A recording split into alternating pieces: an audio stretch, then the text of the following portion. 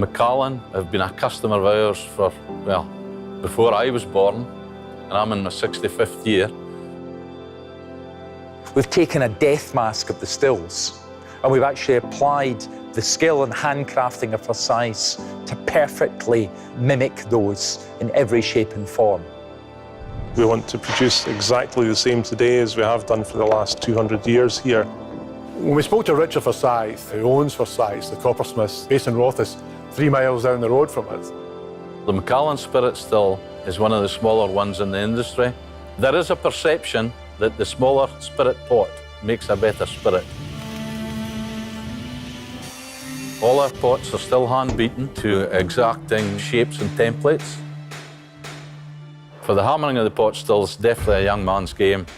We'll maybe take on 5 or 6 apprentices every year. The still is made in about 5 parts. We have the base, we have the flue plate, then we have the shoulder plate, the OG, you've got the head, and then you've got the neck. It would take 6 guys, 6 weeks to make a pot still.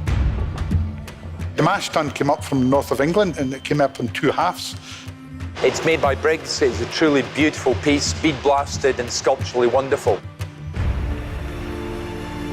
Nobody could help but notice it on the roads, you know, coming up the A9.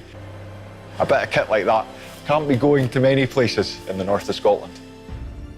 So we're planning it for months in advance, even thinking about the routes and getting up the road coming up the hill to Macallan. We have a dockside crane to lift the mash house over in 2 halves.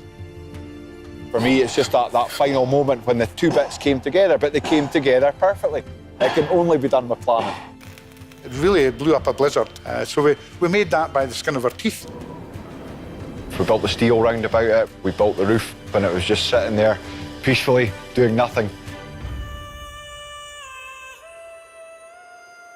We had fantastic concrete and steel and a timber roof, but watching the stills coming trundling down the hill, everyone just thought, that's it, it's starting to feel like a distillery. The stills you see today have also been acid cleaned down and lacquered to preserve their finish. You know, the first condensers went in, the first stills went in, but we just kept going. 1 still house, 2 still houses, 3rd still house. We always said we wanted to create the most beautifully coordinated distillery ever. Our involvement was about composition and about taking those beautiful hand-beaten vessels and arranging those in a way that celebrates them even more.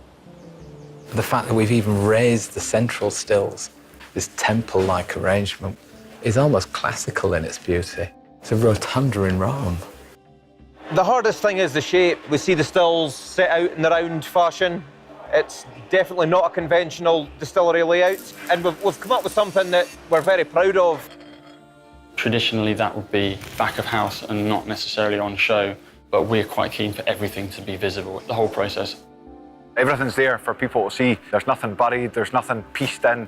It's all thought about, planned, and as you can see, it's something to behold. It's been fantastic to see the project evolve from the planning stage. The concept has been followed through and we haven't changed too much. We've tweaked things that will make the operation of the plant better while still maintaining the architect's vision. Everything that comes from and goes to the distillery comes through here. It's what makes everything tick, but with such elegance.